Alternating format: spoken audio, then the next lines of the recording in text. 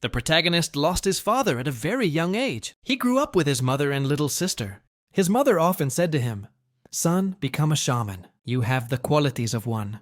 The spirits protect you.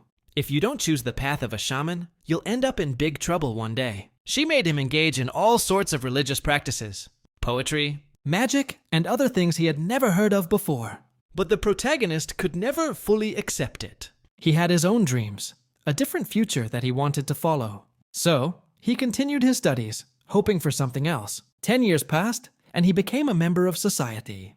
But then, tragically, he died in an accident. What happened next, however, was a surprise. He was reborn. The concept of the next life, something his mother had always insisted was true, turned out to be real. People don't understand things they haven't experienced, he thought to himself. But now I understand. After death. He couldn't help but wonder. So, what am I doing now? I'm a teacher at a magic academy. Things just happened and it came to this. The scene shifts to a city. Its skyline framed by a large clock tower as snow falls heavily. The atmosphere is cold and serene. The focus then moves to a train station, where passengers prepare to board. A man working at the station checks a ticket. "Hello? Allow me a moment to check your ticket," he says cheerfully. After a brief pause, he continues. "Thank you. Enjoy your trip." The protagonist steps onto the train and heads to his cabin, number T403, inside. An old man with white hair is already seated, reading a newspaper. "Oh, hello," the old man greets him, glancing up from his paper. As the train begins its journey through the snowy mountains, the protagonist notices an article in the newspaper the old man is reading. The headline reads, "The End of the Yuta Kingdom's Civil War." It ended with the princess's faction's victory. The protagonist, eager to start a conversation, remarks, "Finally, the civil war within the Yuta Kingdom is over." The old man nods in agreement. "Yes, it is. I, too, was wondering when it would finally end," he replies. "The princess's faction was gathering power not long ago. I'm glad it ended early," the protagonist adds. To introduce himself, the protagonist says, "Pardon my late introduction. My name is Rudiger Chelsea." The old man, looking at him with curiosity, responds, "I'm Gerard. I don't have a last name. It seems like you come from nobility." The protagonist quickly downplays it. "I'm from fallen nobility. Please don't be burdened by that." The old man gives a slight nod of approval. There's a brief silence before the protagonist asks, "Where are you headed, Sir Gerard?"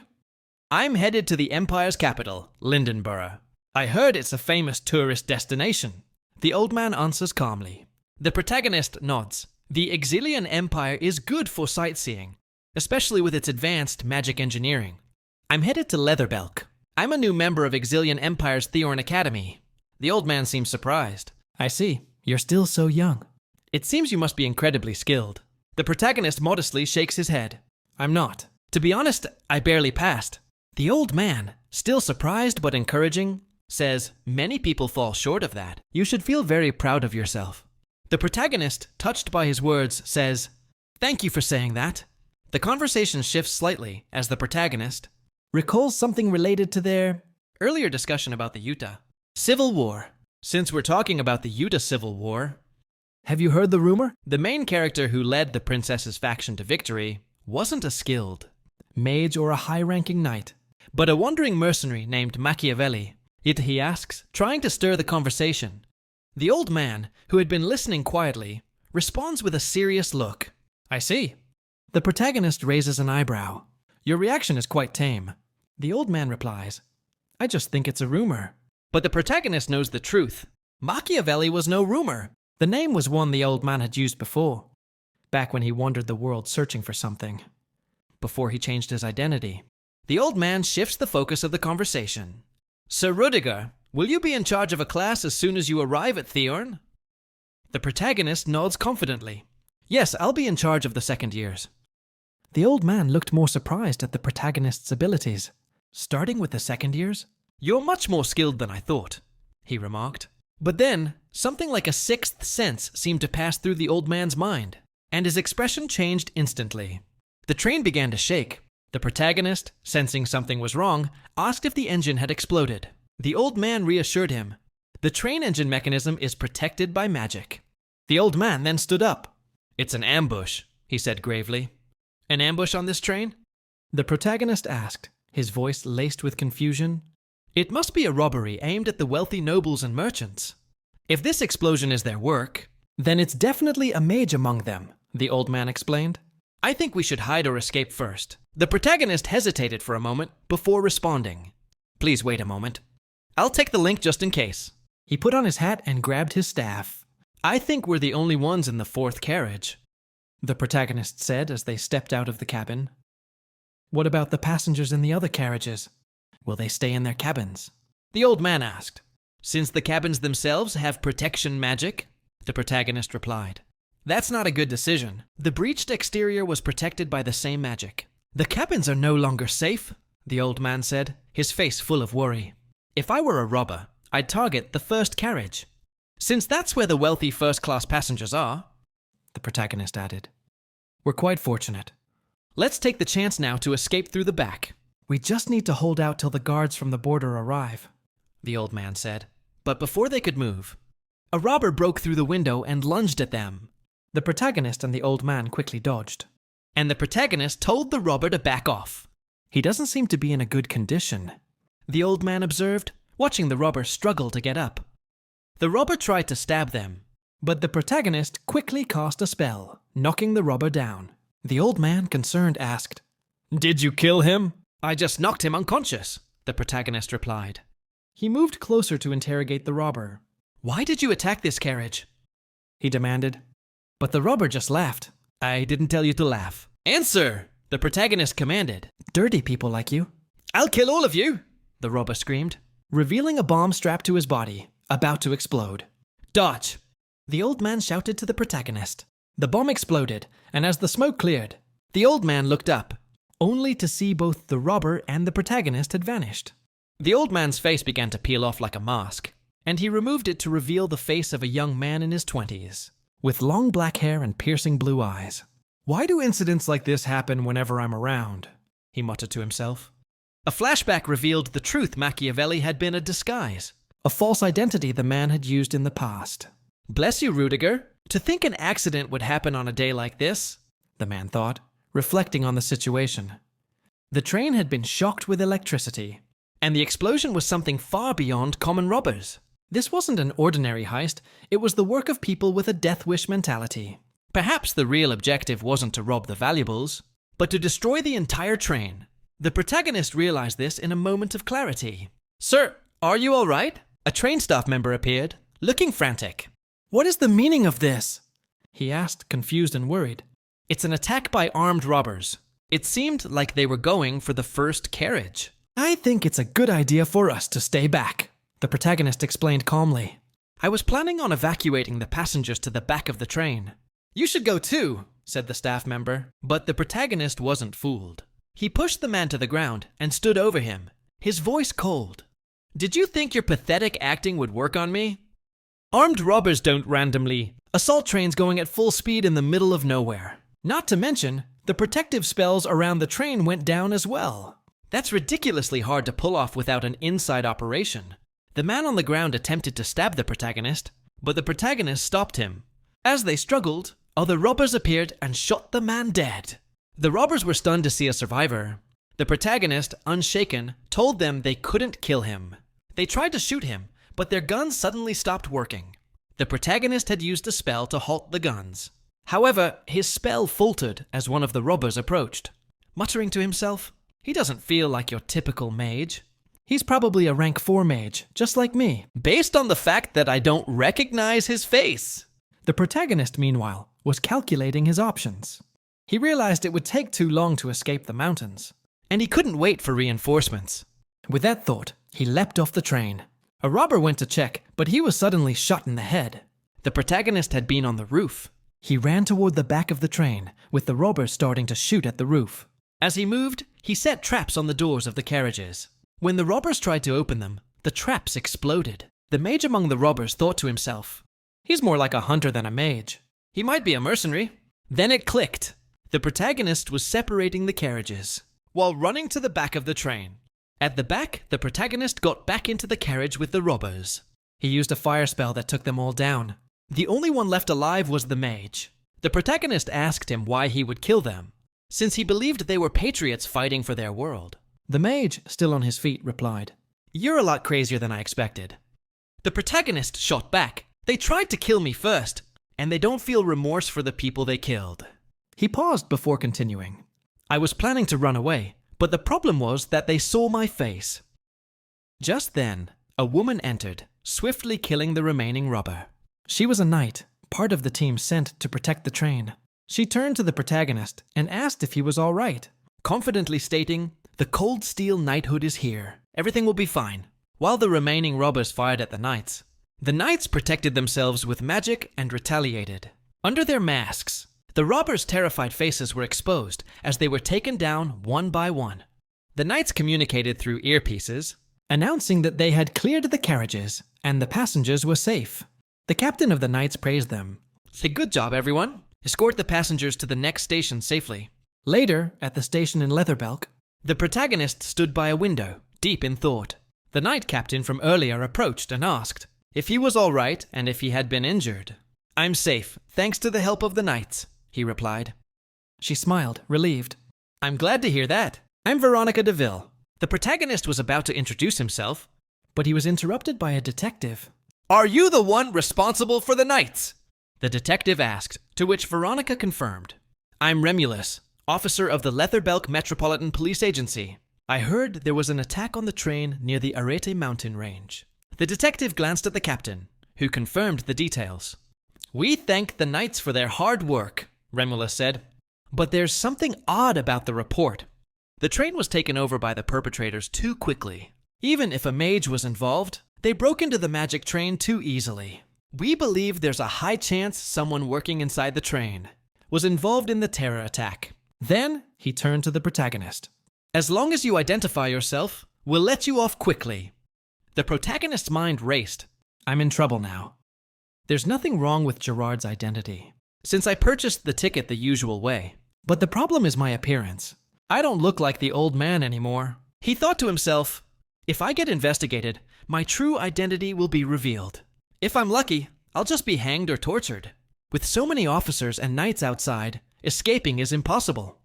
"Sorry for the delay. I had to bring the list of names," the detective said, interrupting his thoughts. "You don't have to worry. I'm just confirming your identity. If you still have your train ticket, can you please show it to me?" A man working for the train brought over the list for cabin 403. Rudiger Chelsea, man in his mid-20s, and Gerard, man in his mid-40s. "Where's the other person?" the officer asked. "After the attack, he was swept away by the explosion. At the time, the train was passing through the mountain range, and he fell off the cliff," the protagonist said with a worried look, trying to hide his anxiety. The knight commander quickly stepped in. "He's not a suspect. He was fighting the terrorists before they arrived." The detective nodded. "I apologize, Sir Rudiger." The protagonist sighed with relief. He could use Rudiger's identity for now. The detective and commander seemed surprised. "You were assigned to Thorn? You must be special," they remarked, as Rudiger stepped out of the train station.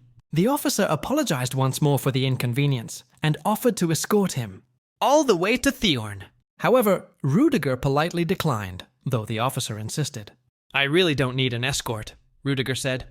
But after a moment, he added, "I have a private matter to attend to. Thank you for your offer." They exchanged their goodbyes, and he left. "I'm sorry, Rudiger. Thanks to you, I survived," Rudiger murmured to himself. He thought that now he could hide and find another identity to use. But just as he was about to leave, an old man approached him. "Sir Rudiger Chelsea, as expected, it is you. I saw you talking to a knight just now. I'm Wilford, an employee at Thorn Academy," he said. Rudiger gave him an amiable smile and got into a carriage, pulled by a mechanical horse. As the carriage moved, Rudiger realized that Wilford wasn't just any ordinary employee. His toned body and silent steps when approaching gave him away.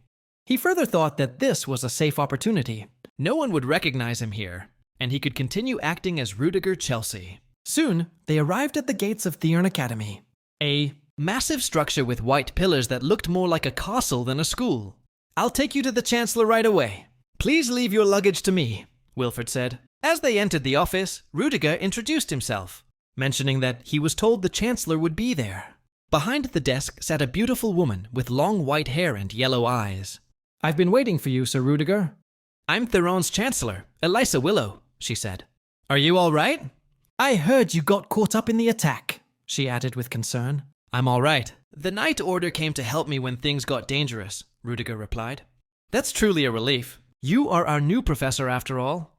It reflects poorly on us if you were injured, the Chancellor said, sitting at her desk. Rudiger noted how openly she spoke about the Academy's image, realizing she wasn't an average person. He also felt a sense of unease, wondering if Rudiger had met her before and whether she had uncovered his disguise. It's our first time meeting. But you're quite handsome and tall, she said, admiring him. The compliment eased his suspicions. I'm thankful for the compliment, but I think you're just flattering me. Rudiger responded, a little surprised. Of course not. Once the semester starts, I think you'll be quite popular among the students, she replied with a smile. Then she handed him the contract for his new position. Rudiger's eyes widened when he saw the salary. 30 gold per month. He couldn't hide his excitement. It's not too bad, he said with a straight face. But then doubt crept in. Could he hide his lack of abilities in front of the Academy's geniuses? Refusing the position now would be suspicious, so he decided to sign the contract. Great. I look forward to working with you. Professor Rudiger, the Chancellor said. There were 3 weeks left until the semester started. Enough time for Rudiger to prepare. What he hadn't expected was that the Academy would provide him with a whole mansion to live in. It had been 27 years since he arrived in this world. He was born with memories from his past life, but without any abilities. He had relied solely on himself, surviving many trials and hardships. Never had he imagined he would become a professor at Theorn. Technically, this is fake employment. No, it's more accurate to say I was forced into fake employment, he muttered aloud. But anyway, I needed a new identity. And Rudiger's circumstances are perfect for a disguise. He's from a fallen noble family in the kingdom of Cordan. He's an only child, and both his parents are dead. His letters are just greetings. He isn't close to anyone. No one will recognize who I am. This is the perfect disguise. Rudiger then realized that he hadn't eaten since the train incident. I'll take care of everything tomorrow, he said to himself, heading to the restaurant instead. 2 weeks passed, and Rudiger sat at a restaurant, drinking coffee. He had confirmed what he wanted, and his preparations for the upcoming classes had gone well. Suddenly, someone wearing a hood and sunglasses sat behind him. It's a relief that you're safe. I was worried that something had happened to you, the person said. Rudiger froze, thinking his disguise had been uncovered. Why couldn't you be contacted for 2 weeks? The other members are also wondering what you were doing, the person added. Rudiger took a sip of his coffee and replied, I had to confirm something. He knew that this person was here for the real Rudiger Chelsea. The attack was an accident. We didn't know the rebel forces would be attacking the train at that time, the mysterious person said. That aside, I need information about Theorn, Rudiger replied. Pardon? Didn't we send the information already? The person asked, confused. I just want to confirm if the information I received is in line with what people know on the ground, Rudiger explained, playing along to avoid suspicion. So, did you take care of everything? He added. Of course. Before I got here, we assassinated all of the key figures at the Academy we had designated as targets. We also tracked down and dealt with the traitor within the organization. I believe they ground the traitor's limbs, fed them to him, then threw the remnants of his body to the dogs. The mysterious person said with a grin. Rudiger's stomach turned, but he focused on staying calm. I'm sorry. I should have confirmed it personally and reported back to you, the person added. Forget it. More importantly, why are you looking for me so suddenly? Rudiger asked, trying to keep up the act. It's been half a month since you entered this place, but we still hadn't heard from you, so... the person began. So you decided to take things into your own hands at such a critical juncture. Rudiger interrupted with a terrifying tone. I'm sorry. The person apologized immediately. Be quiet. Not only did you take things into your own hands, but that suspicious getup of yours is getting on my nerves. Are you trying to attract even more suspicion towards us in this area? Rudiger said, his voice growing darker as he realized the person was genuinely terrified. All right, I think it's time for me to check in. How many have gathered right now? Rudiger added, trying to move things along. Currently, 31 third orders and 7 second orders have successfully infiltrated. The other first orders have also entered and taken up their positions as planned. The person responded, everything's in place. All right, Now that I've confirmed the situation, let's get going, Rudiger said, signaling the end of the conversation. Yes, sir. For your next rendezvous, you just need to come to the designated location we discussed, the person said nervously. You're telling me to go there? Are the likes of you really ordering me around now? Rudiger said, his voice cold and threatening. That's not it. I was simply... The person stammered, trembling in fear. I don't want to hear any excuses. I'll decide when another rendezvous is required. I will only allow another one when someone of my rank or higher decides to meet, Rudiger said, standing up. By above you mean Zero Order?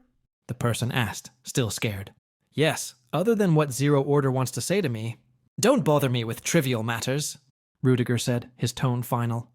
As he turned to leave, the person, realizing how dangerous Rudiger could be, wanted to escape the situation as quickly as possible. Please wait a moment.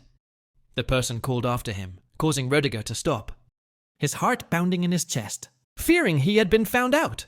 What's the matter? Rudiger asked, his voice tense. May I know how I will call for you? The person asked, their voice trembling.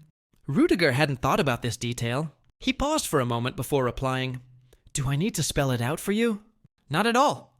Goodbye, sir, the person quickly said, backing away as Rudiger walked away.